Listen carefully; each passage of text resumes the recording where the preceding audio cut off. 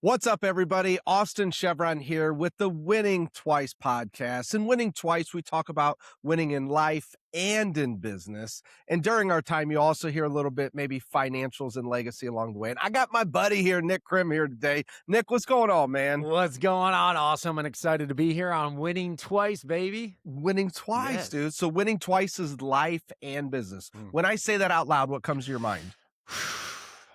What comes to my mind is, well, the first thing that comes to my mind is health and business, because I feel like a lot of times too, we feel like we might have to sacrifice one for the other, when in return, it's, for me at least, when I started prioritizing my health, my business increased. When I think winning twice, it's like, yeah, is your health winning? Your business will win then too. Yeah, well, we're already off script, so let's stay there. Do you remember where we met for the first time? For the first time, it was at First a time. Club Wealth event in a gym when you walked up to me, and that's when we met, right? It wasn't Club It Wealth, wasn't- but it was at the gym. it It was the Real Producers event. Real Producers event, that's right. And it was Real- a nice it's gym. Yeah. Guys, when you go to one event to the next and you're just the keynote speaker at all the events, they get mixed up in your head. But me and Nick met at the gym, and I saw Nick had your shirt on that said Krem Institute. Yep. And it had Is that what- Operation Takeover with Krem Institute on the shoulder. Yep. Now, okay, one of the things I like to do here, Nick, is I like to teach people how I built the relationships. And so so me and Nick are both speaking at the first ever Real Producers National event. Mhm. How did you get asked to speak there? That one was through Aaron Luden. So I had a relationship with Aaron Luden, who runs Real Producers Space Coast and Orlando. I'm sorry if I got those wrong, Aaron, but that area. So he runs both of those. And I just have a great relationship with Aaron. You know, I've done some events with him. Anytime he's sponsored events, we'd always sit on the side and talk. He's a real great dude. And then when Remington was looking for a different AI speaker, Aaron was the person who said, hey, you should reach out to Nick.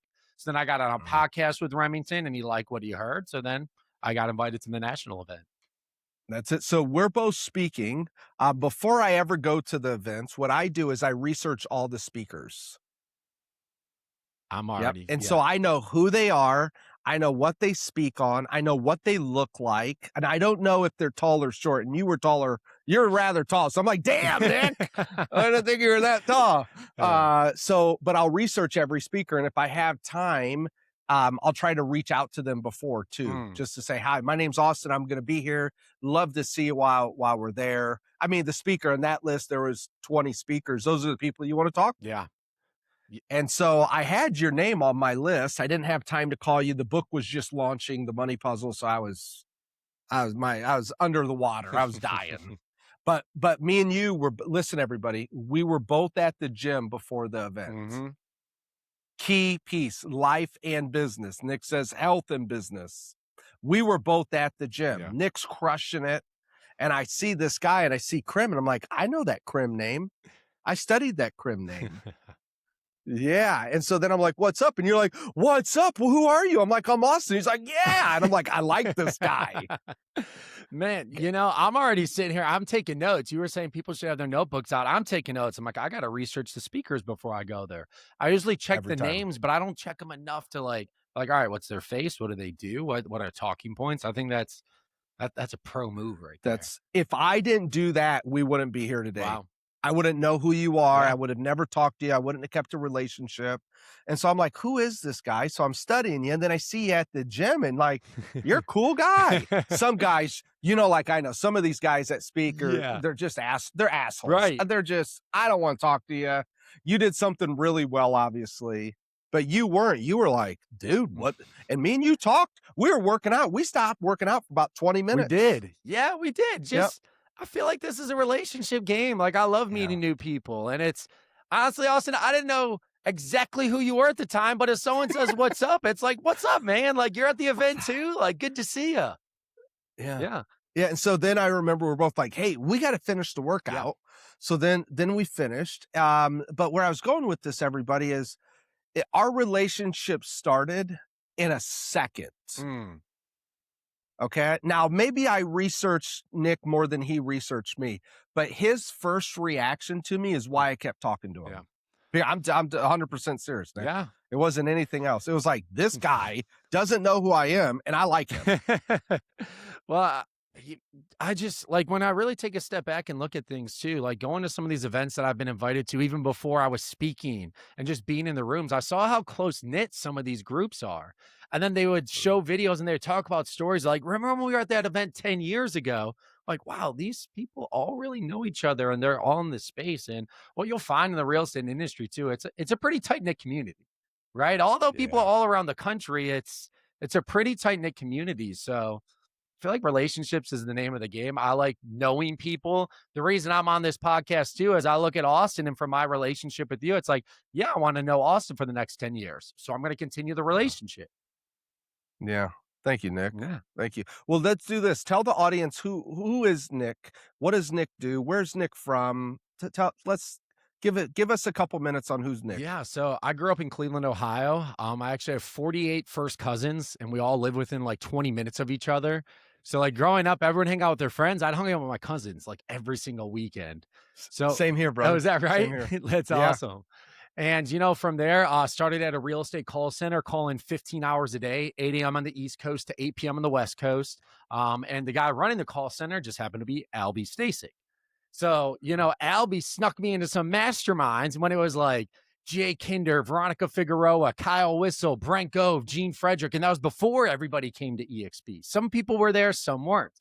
Yeah. But he snuck me in there when I was running the call center at the time. And I mean, I had to literally pencil in my name tag. And I left there and I quit my job. My brother, who was working with us at the time, quit his job. And my brother and I started our own business. We started doing digital business cards. And what really blew up for us was during 2020. I think we all know what happened in the world at that time. We had a plan to do like 15 events across the country, and it got shut down overnight. So then we switched it and we did a virtual event. And all the places we were going to go, we invited all of them to be speakers. We had 10,000 people tune into that live because everyone was stuck at home. And the average watch time was 8.5 hours. So then all of a sudden, our business just blew up overnight. And then we were all across the country. From there, we've done a lot of marketing and branding. We made the transition into AI, and we just simply took all of our marketing, our branding, event knowledge, and brought it over to the AI space. We created the world's first AI certified agents, launched AI certified team. And now we just have some exciting partnerships that we are getting into in this AI space. What month and what year did you transition over to AI? That would have been the month after ChatGPT launched. So I believe that was like November of 2022, if I'm not mistaken, maybe 2023.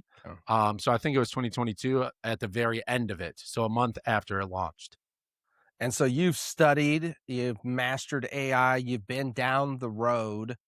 How is what are you want to say something? So this has been like a recent discovery, like a self-discovery, I would say, where I would say people like me, a lot of the speakers that we hear, and I'll just say for myself, as a speaker in AI that is presented as an AI guru, before AI, I was probably about like a 5 or 6 with technology comparatively to the world. I'm talking about the guys who were coding when they were 8 years old, right? My grandma might say I'm a 10 because I could tell her how to turn on her phone. But like compared to the world, I was like a 5 or 6. AI made me like an 8 or 9. And I thought like I knew everything until I sat down with the people who were coding when they were 8 years old and they were showing me what they were doing. And I realized, so you're like a 17 or 20 now, and there's levels to this. So like over these last couple months, do I know enough to be dangerous? Yes, absolutely. But I've also took my ego off. And I'm launching a partnership with these individuals who are like former Microsoft AI engineers who have been in AI before ChatGPT was even a thought. And I'm like, you know what? I'm going to sit next to the smartest people in the room. I know enough to be dangerous and be like the Rosetta Stone between the Microsoft AI engineer and the people who have logged into ChatGPT. But I would by no means say that I am an expert. After I sat next to them, I'm like, you're an expert in this. So that's been a recent discovery of mine of just, you know what? I don't have to be the smartest person in this field to be the most dangerous in it. Okay, well, that's actually a great transition because normally the smartest people aren't the ones that they want on stages. Right? Yeah. No one wants to listen to the smart guys on stage. They're boring. I don't understand it. Yeah. So you've been on a lot of stages. Yeah. Okay, you were just in Orlando. I was like, damn, he was in Orlando 1 week after I was. I'd have hung out with you down there. That would have been I'd have awesome. went to whatever it was. Yeah, my family went to Disney for a week, and you were just down there Nice. for what event was that for? So I was down there for Mike Collier and Jessica Sherrill. They did an event around AI. And then my AI certified team with Gail Ramos and Team Greats. I was like, hey, since I'm here, let's do an event with you guys as well. So we did one for like their coaches and council group and then their team. Okay. Mm-hmm. And so let's dive into the reality of the speaking game, which not everybody, but a portion of the people are like, I want to be on stage. I want to be the one speaking. Let's go rip that Band-Aid right off. Let's go have some fun with this, Nick. Yeah. No boundaries here. No boundaries. How long have you been speaking for on stages? I would say about 6 years. 6 years I've been speaking. And I bet I'm in year 5. So we're in the same. Yeah, I'm like probably 5 or 5 6 years in. is like where I'm at. Yep. Yeah. And okay, so let's give them some fun realities. One, who pays for your plane tickets in the beginning? Me. Every time. Who pays for your hotel? Me. So how do you make money to pay for all this? Well, and then that gets the fun part. Because especially at the beginning, you leave and I'm like the driver of the business. So all of a sudden, you know, like how many people have like half finished projects and things that you're working on that like acquire your attention. You lose that momentum of everything that you are working on to go spend time at this other place. And then you run into the conundrum of like, do I make this a pitch fest? Because like at the beginning, I need to make money. Like, or do I go to actually transform individuals, which is why they're there in the first place? Yeah. So then let's talk about that for a second. So we're paying for all of our stuff. So one, we leave our business, families. Okay, I leave the family. We're leaving everybody, and it feels good until you write all the checks, and the planes get delayed, and so we're paying for everything. We leave our business, and then we got to make the decision if we're even allowed. Yep. If we're allowed, walk through that decision. Yeah. And then you learn not every event is created equal. Not every event is created equal. Some people talk a big game. We're going to get all these people in the room, the best producers. We're going to do this. We've run all these events. And then you get there, the mic doesn't work. Your slide deck isn't working. Like there's like 25 people in the room. I kid you not. The one time I went, there was one person in the room. There was one person in the room. And I'm like, we just did a mastermind. I'm like, I'm just going to make the most of it. Did that relationship turn into anything? No. I wish I could tell you it was this great story where this one person in the room was this. No, it was just a random agent. I don't even know if they're still in the business. It was a complete loss is what we call that. It was a complete loss. Yep. So like, that's just the beginning parts of it. And then you get into if you're even allowed to pitch. Some events, they don't allow you to pitch, which I've grown into the state now where I'm okay with that because I'm not really pitching on every stage. I believe the right people will find me. But that's also after we've built up so much evidence that I'm able to show of what we're able to actually do and talk about. So it's not all it's cracked up to be a speaker, to paid everywhere you go, to put your business on hold, to figure out how to run it while you're on the road, to deal with delays, to deal with tech issues. Now at least now I smile when there's a tech issue. I'm like, oh, we're cool. And I think in the beginning, if you're treating it like a business and not a hobby, because and everyone listening to me here, like in the beginning, it's going to be a hobby. Like, oh, I get to go speak, and I'd love to. And sure, trust me, all good. The ego gets filled, the impact gets filled, and then you look at your bank account and you're like, damn, I guess this hobby cost me money. Yeah. And then it starts to try to turn into a business because then the pitch fest comes. Yeah. Like, hey, I need to sell something. If I'm going to spend thousands of dollars and lose thousands of dollars, I need to make some sort of money. So now you're into the pitch. And in the beginning, people's pitches suck. Yep. It's well, and then sometimes it's like, I feel like I'm on a webinar and I'm like, and then you go to events and you start taking notes. At least the point I got to is I really started becoming a student when I'm at these, and not as much of what are they talking about as much as what are they doing that I like as a speaker? What are qualities? Like, I've really started becoming a student of, I like when they record it, I go back and watch film now. So like, how do you become a Yeah. better speaker? I watch film on myself. Like, did that joke land? Did people are they nodding? When are they on their phones? When are they bored? What can I go back and change? Or like little things, like there was this one billionaire that I shared the stage with, and he called everyone family. And since then, I've been calling everybody family instead of guys or listen, like, and all these things. It's like, no, what's up, family? And like I thought that was a great way to get people involved. So I picked that up there. So then, like, as a speaker, it's either going to be a job or it's going to be a hobby that gets you out of a job. Okay. Talk about the hobby that gets you out of a job. Well, if I'm paying to speak everywhere and I'm not making money and my business is going down because I'm going to events, spending money and not growing my business, now all of a sudden this hobby that built my ego is detrimental to my business. And then it actually sounds very similar to when people are great agents and then they start a real estate team. Yeah. It's the same. Like, they didn't realize that starting this team was going to take all their time and energy and money, and their business along the way was also going to do this. And I think, the cool thing is there's an awareness here, everybody. There's an awareness that do you understand what you're doing? And I've spoke for free a lot of times. Yeah.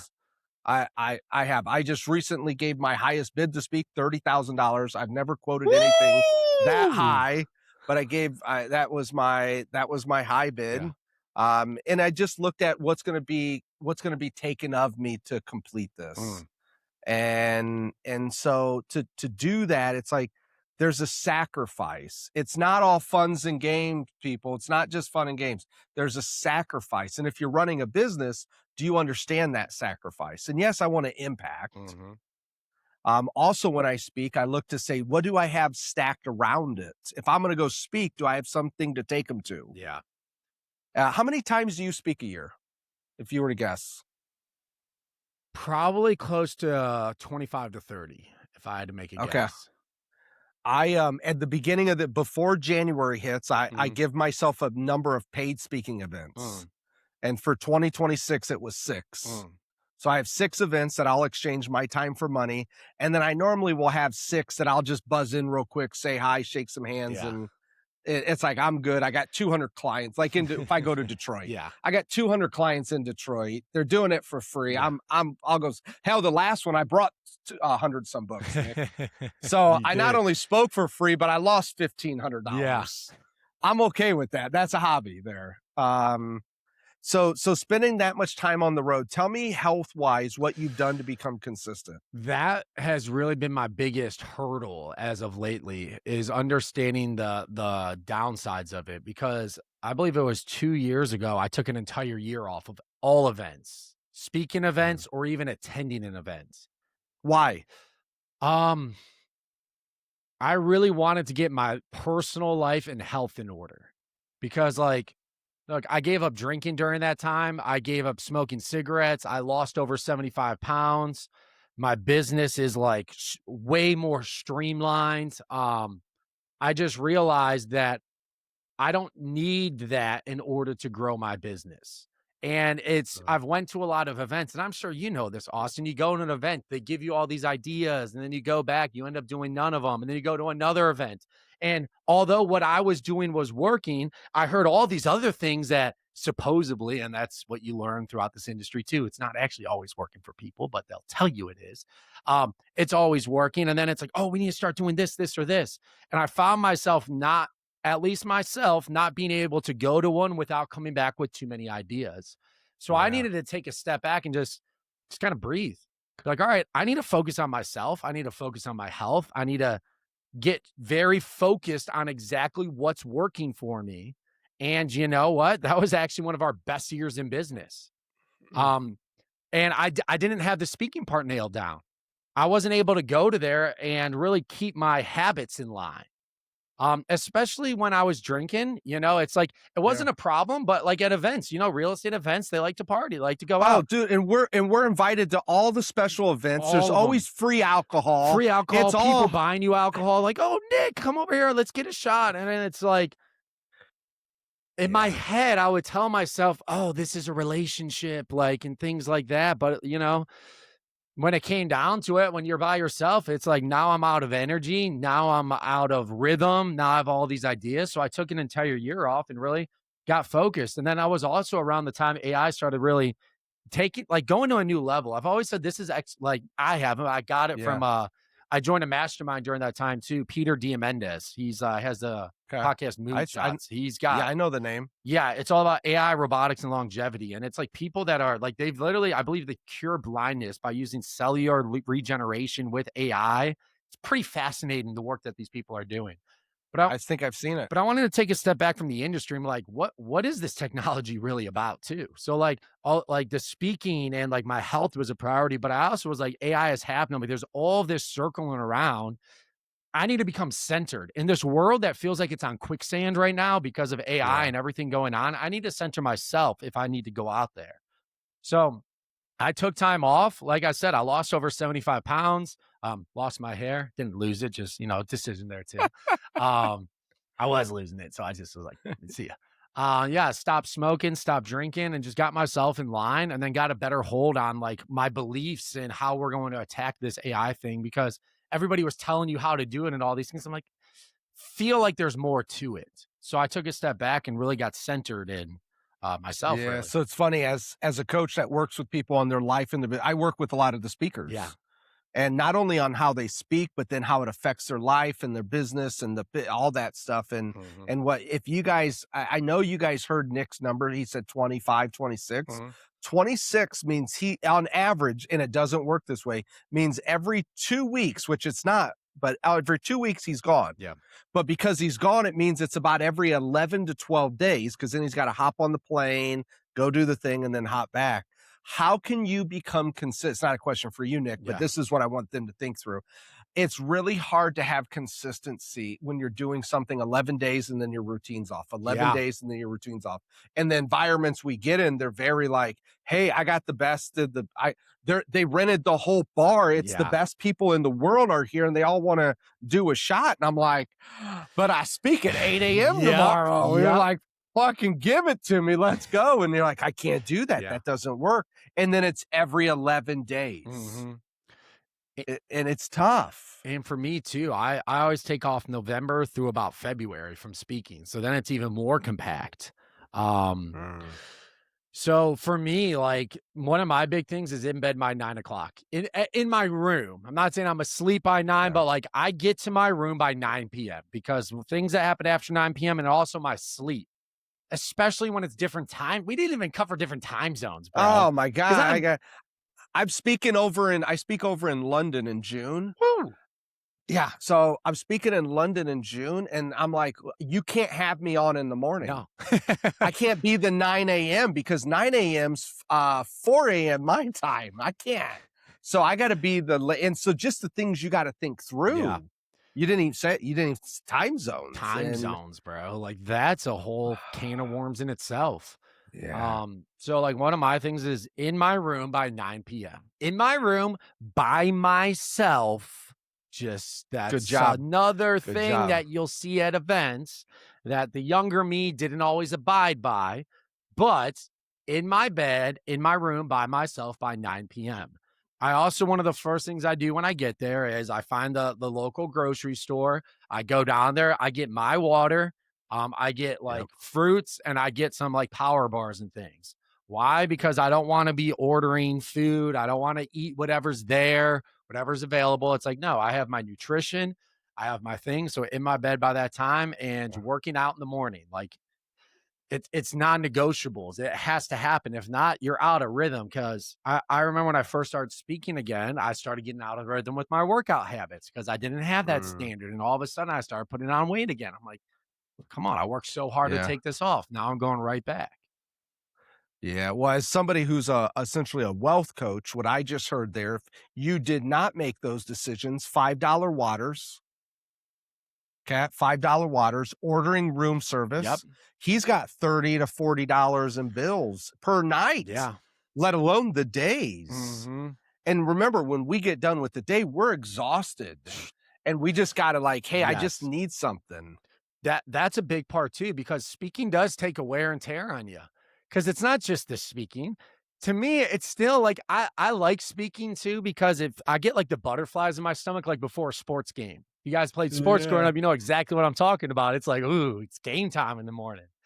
But then it's also, the night before games, you're also sitting there and you're like staring at the ceiling, like, all right, I'm going to cover this and this. And then all of a sudden I'm taking notes to myself about like, how am I going to cover this? Yes. And I like to slightly adjust things and like reference other speakers and what they talked about and tie it into it if I'm Yeah. later. So then I'm tying into it. So like there's that piece of it. And then there's the morning of, and then the focus of it. And then, oh, I have a Zoom call before I even go on stage. So it's like, all right, we got to knock this out. And then Mhm. there's the after. And I love talking to people. Like that's what I do. But then you have the after. So then you're on stage and then you're talking to everybody after and going through that. And then you go to your room and you finally lay down and they're like, hey, we're doing a speakers only dinner. And like, we said everyone you would be there. I'm like, okay. So now you like brush up, throw a little water in your face and you're like, let's go to the speakers Let's dinner. go. And it's, hey, I'm Nick. Like, Yeah. There goes 9 o'clock, and here comes the whiskey shots coming. It's yeah. like, how did I get here? And I was going to say something. I don't think me and you, I know I'm not, but I don't think me and you are the speakers when we speak from 2 to 3. We're not flying our jet in at 12 o'clock and then going straight to the stage and then flying the jet back out at 4. Like we're there all day Yeah. and all morning talking to everybody. Yeah. And I think that's something Right? that I do as a speaker. Like I went to this Girls with Grit event. And I Yeah. was there the entire time. I sat through the entire conference. I went to the prayer groups in the morning with everybody. And that was interesting because like, wow, like we really appreciate you being here and doing all this. I'm like, I'm just doing it. I guess no other speaker did. And look, everybody does their own thing. They run their events Sure. and they do it their own way. They might have had to fly in and out for events. But yeah, like that's a whole nother conundrum in itself too. Of Let me give you some yeah, maybe advice, maybe it's not I advice, love it. but because I do that in my contracts I sign when I speak, I actually put that in the contract that Hmm. I will be around the entire event and I will go to the after event if there's something going on, or Yeah. I'll put, and somebody say, well, why would you put that? Because that's extra value, Mm. right? Like the Yeah. keynote speaker is going to be there all day for us. Yeah. I And like and that. so I just put that in my contract. That way, if there's any questions on pricing or fees, or it's like, hey, I'm here for 20 hours. The other guy's flying in and flying out. He's going to be here for 66 minutes. Yeah.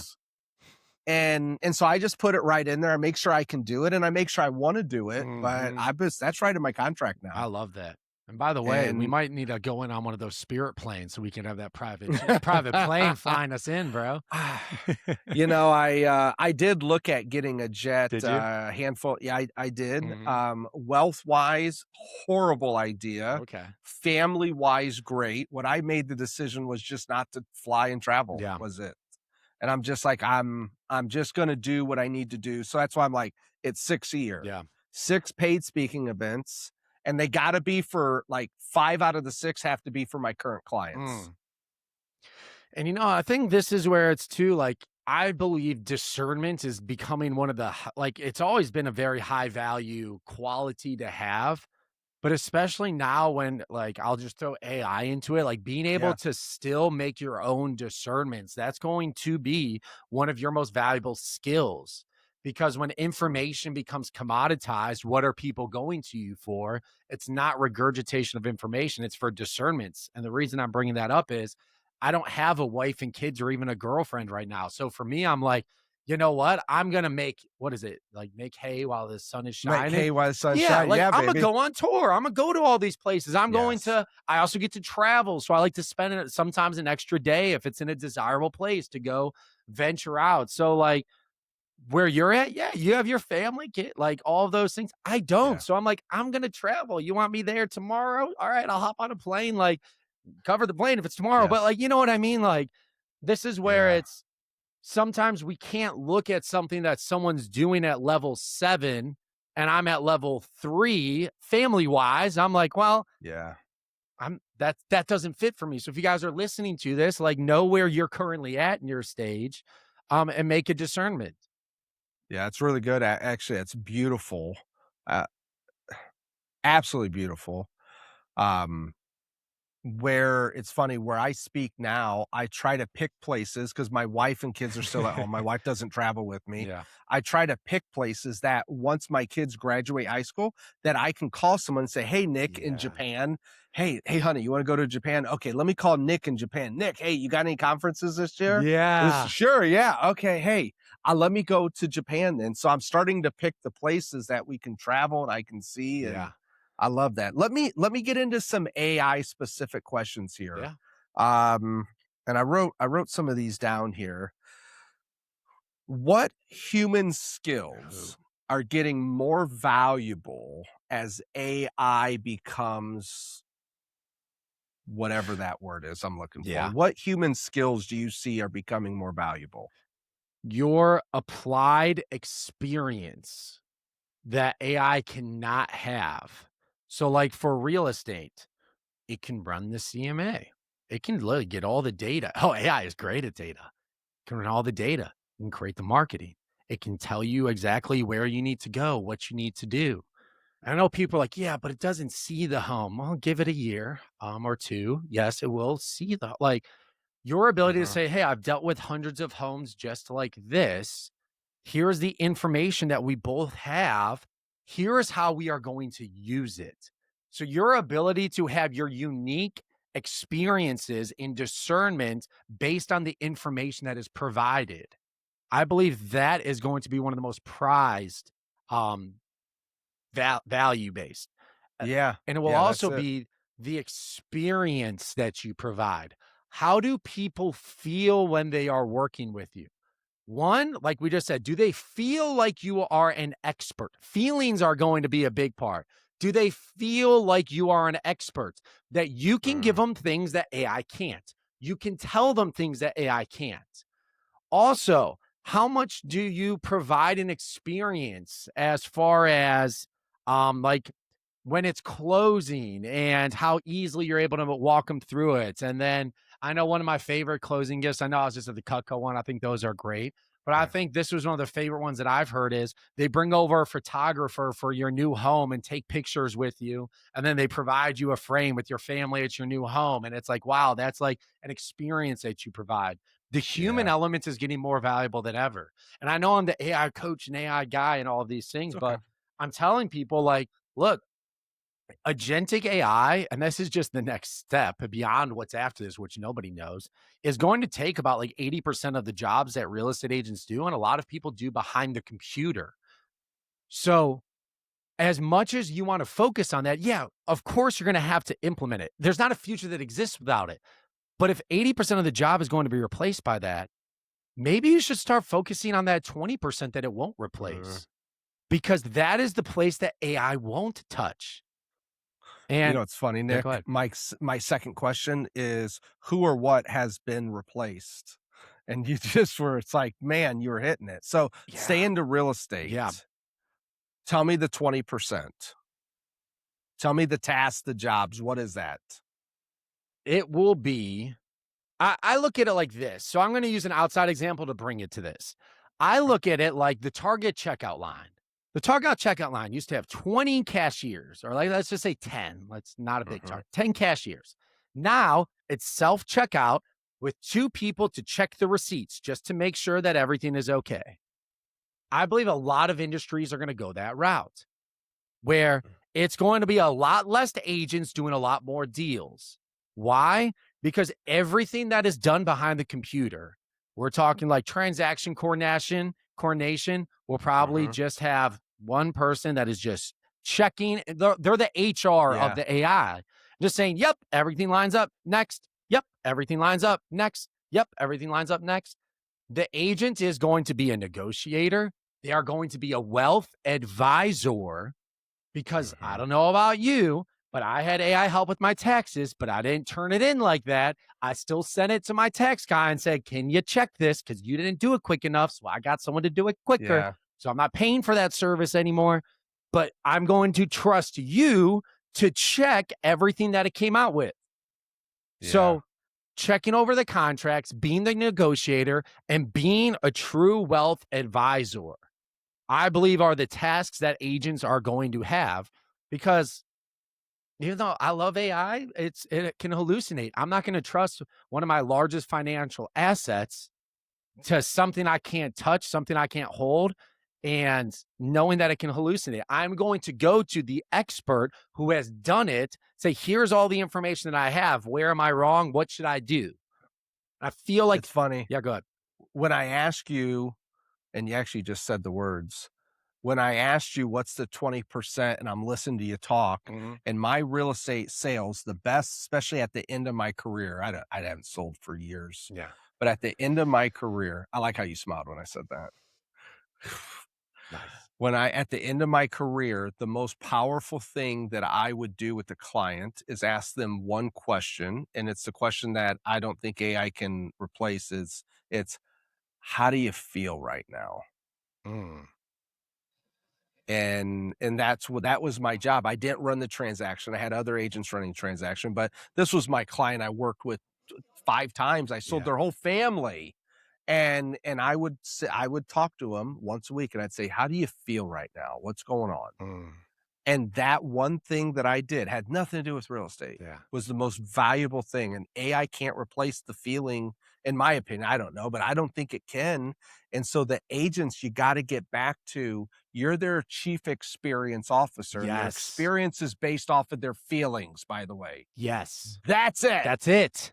That's it. I figured this out the hard way. I could be the best negotiator. I could sell the house in one day, but if they had a bad feeling about something, they never referred me.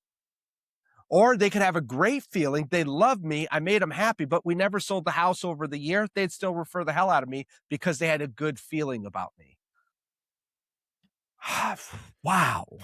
Wow, Nick. That's that 20%. How do people feel when they are working with you? Do they feel like you're an expert? Do they feel like that you care? Do they feel like that feeling part will not be replaced by AI? And although it can do all of these things, I still won't trust it because I'll be like, well, I'll get all the information is getting commoditized. It is getting commoditized. And I know one of the number one complaints that I keep hearing about real estate agents is I felt like I knew more, keyword felt. I felt like I knew more than my real estate agent. And that's actually growing as the number one complaint amongst consumers. You know what it used to be? Communication. Yeah. I never heard from my agent. Yeah. Do you know why the feeling question is so important?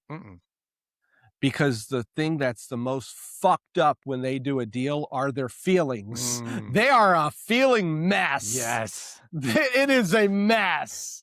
And I mean, they're moving. I'm getting a divorce. My kids graduated. I don't have the money. I'm going to another town. I'm going to go live in Cleveland. It's heard it's cold there in the winter. Like the feelings are just fucked. Yes. Nick. And if we can get those feelings in alignment, the business is easy. Like I said, AI can do it. The business is easy. Check the boxes, do this, open the doors, blah, blah, blah. How do I feel when I lay my head down at night? How do I know that Nick's got me? Yeah. Nick's, and that feeling's worth everything. And I feel, now that word's like popping up, but emotional intelligence of the agent is going to have to rise. Because being able to properly understand their emotions and navigate that relationship. But then also when they say, well, chat told me that my home should sell for this much. Are you going to get angry because it's not telling them what you want? Because newsflash, chat will tell the buyer it should sell for lower. It will tell the seller it should sell for higher. That's just how AI works. It is made to agree with you, right? It agrees with you. So will you have the emotional intelligence? Will you have the expertise? Will you have the discernment to sit down in a calm manner and walk them through? And then they feel like you are the experts, not AI. You know, it's funny. I've worked with other AI coaches and speakers. And when I get into their business and I hear their models and what they have to do, I kind of feel bad for you, Nick. And here's why. Because what I coach and train on is basic stuff and it never changes. Yeah. It's feelings. So like what you just said is, hey, you got to understand the disc profiles and how people, and my stuff is not sexy, by the way, what I work on. If me and you are standing next to each other and a CEO has to pick a speaker, it's you 98 out of 100 times. Austin, no way. Nick, get on the stage, buddy. We need AI. Come in. And so everybody listen to me, and Nick, you don't need me to say this, but I'm going to say this. I want them to hear it. your world changes so fast. The demand on your job and your information, I feel bad. Like, it is changing. Yeah. And mine's like, well, whatever they did back in 1910 still probably true today. Yeah. Let's just talk to them about that. Are you a good human being? Yeah. Did you save your money? Did you put the quality back? Did you spend time with your family? Yeah. And that's what that's what we're going to come back to. Yeah.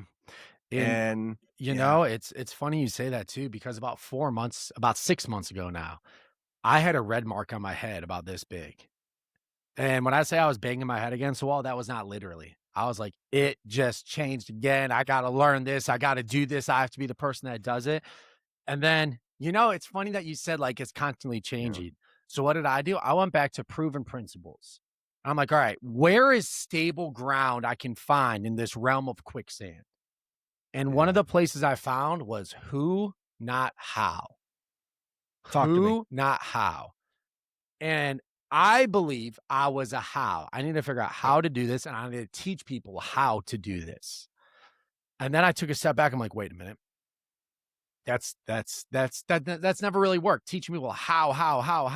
Like, if I need to figure out my wealth, I'll go to Austin, and Austin, who is the expert, will tell me how to manage and do these things. I don't need to figure out how. I need to ask who to get the answers. And especially in this field, I'm like, wait a minute, I have some powerful who's. So I'm announcing this partnership May 21st, 2 p.m. Can you tell us now? I can tell you enough about it. So it's a team like with former Microsoft AI engineers. They're inside of this field. They're spending every living moment building, coding, learning all of this 24/7. And I'm like, you know what? Why would I try to bounce from model to model, from place to place to place, learn all these different things, when what I am great at is identifying? I've always said this. I've been like the Rosetta Stone between technology and different things to everyday people. I'm able to understand enough of this side and be able to articulate it to this side. That's one of my greatest skills. And I've learned this because my brother is a real smart dude, like very technical. He's the guy, like, he would always have all the shortcuts on the computer, do all these things. But I was able to take what he would do and then articulate it to people to get them to take action. Yeah. So now I know the problems over here. I know what the technology can do. So I will go to the individuals who are exponentially better at me than this to build it to provide solutions.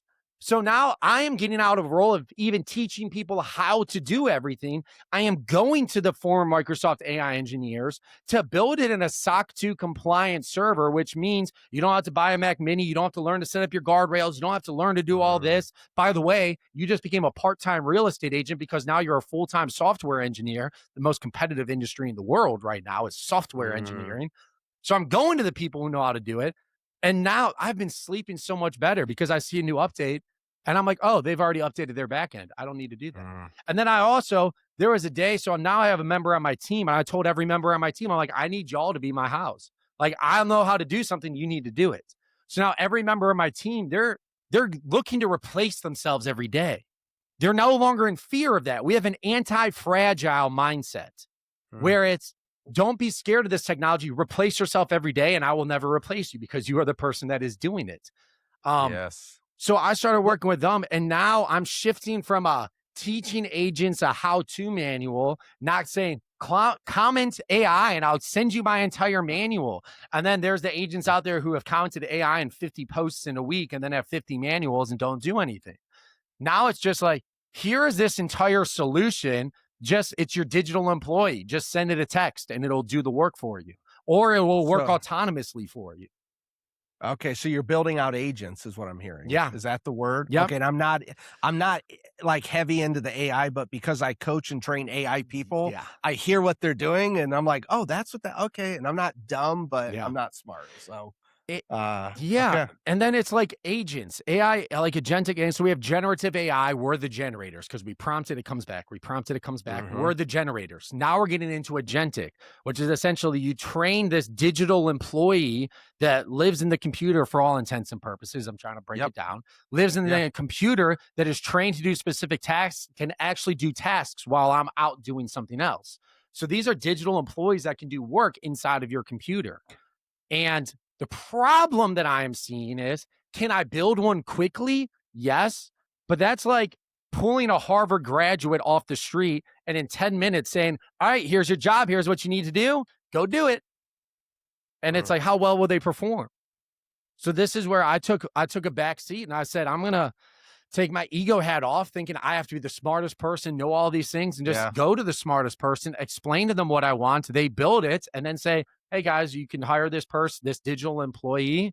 And all you got to do is, I even broke it down on film. Like, I don't want a UI platform. I want it in texting. So now it's just, you text your digital employee and they go do work. Yeah. So and I know a lot of people won't know what that means. I've actually seen it happen. Yeah. The employee, I've seen what they've done overnight when I went to bed and I woke up. I'm like, huh, well, shit, we were having people do that a second ago. Yeah. And no sick days, No sick days, no complaining, no bad attitude. They worked when I was not working. I'm like, okay. Huh. Yeah. Okay. And is this not to, if we can't say, it's a monthly fee, I'm guessing, to be involved in something like this? So there's going to be a couple different avenues with it, depending on your employee type. Some of them will be a subscription model where it's X amount, which you'll be surprised by it. But it'll build your entire website. It will blog for you autonomously. Every 10 days, it'll update your FAQs. It will run heat maps on your website and A/B test it to identify where people are coming from, and you don't touch it. And the whole point of it is for you to get found through AI search. That one will be a subscription because it's based on a number of tokens and credits that it uses in this manner. Other ones, it'll be free to sign up, but they'll have tasks that you can call upon anytime you need them. So you can say, hey, just got the listing, and you send it your Zillow link, and it will create your entire page for you. It will take your pictures and turn them into videos, run those for you, and it'll like do specific tasks, but then you just pay per listing that you get. So you don't have to pay for the employee unless you use it. So there's going to be different models depending on if you have someone on retainer or if you have somebody that is like an independent contractor that you pay per use. Yeah. And when's this launching? May 21st.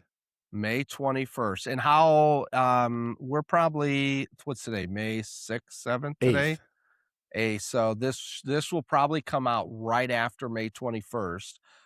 Can you send me a link? Can you email me or email Randy when he comes back, and we can put that into the notes here for the show? Because it should be launched then. And when people hear this, they'll be able to go and hopefully look and that's awesome, dude. Yeah. Awesome. Well, Nick, that's our time for today, my friend. Yeah. Winning twice, life and business. I've never talked with anybody about the speaking side, so I appreciate you. I look forward to seeing you in another gym in another city sometime soon, hopefully. Yeah. So you're going to become my most expensive friend, Austin. We only see each other in other cities.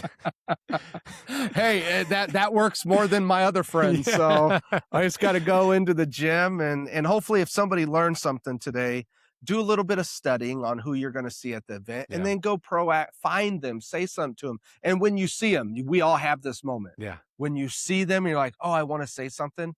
Go say it.